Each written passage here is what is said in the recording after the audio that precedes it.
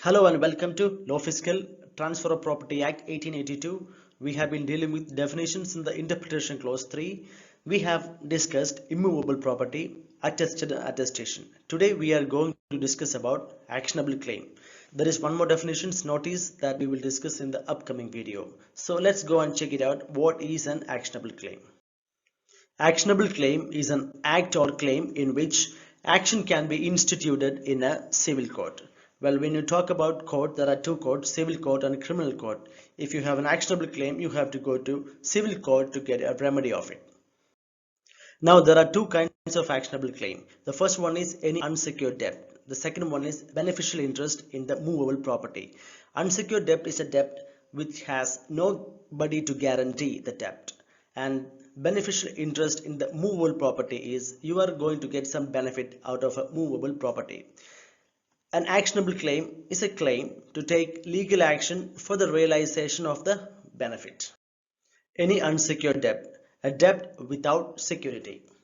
A debt secured by mortgage of immovable property. For example, if you have a title deed of your house, of your land, you can give it in your bank, get some money out of it. So if you don't pay the money, the bank can sell it with the auction and get the money back. So it's a kind of a security.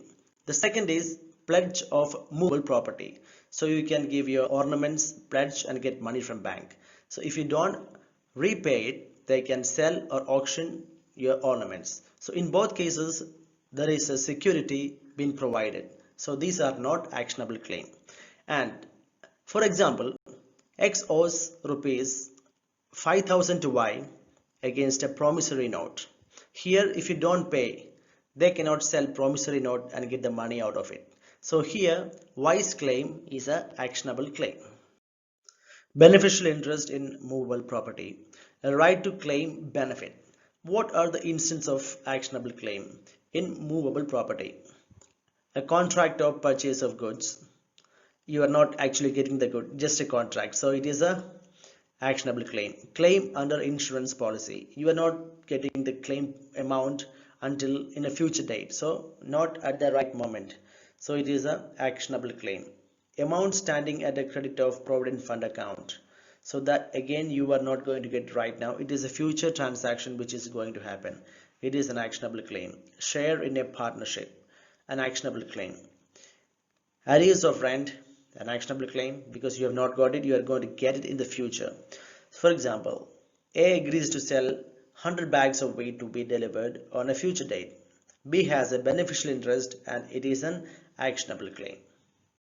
So let's quickly look at Section 3 Transfer of Property Act 1882 actionable claim.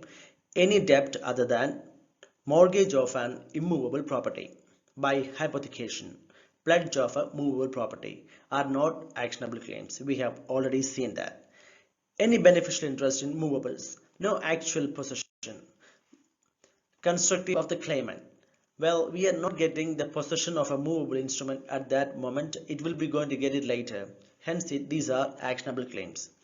Civil court recognizes affording grounds for relief, whether such debt for beneficial interest which are existent, whether if you have a present interest or acquiring interest, you are actually accumulating your interest from a property. Conditional, your interest is depend on a condition and it is certain that it will happen. And contingent, and again it is not sure that it may or may not happen. So these are the types of actionable claims. Well, instances of claim not actionable. Well, these are the instances which not under Transfer of Property Act. The first one is share in a company, copyright, mortgage debt, right to recover damages for breach of contract, etc. Provisions relating to mode, effect, assignment of actionable claim, liability of assignee are provided from Section 130 to Section 132 of a Transfer of Property Act. So we have seen assignment of an actionable claim. What is assignment means? It means transfer.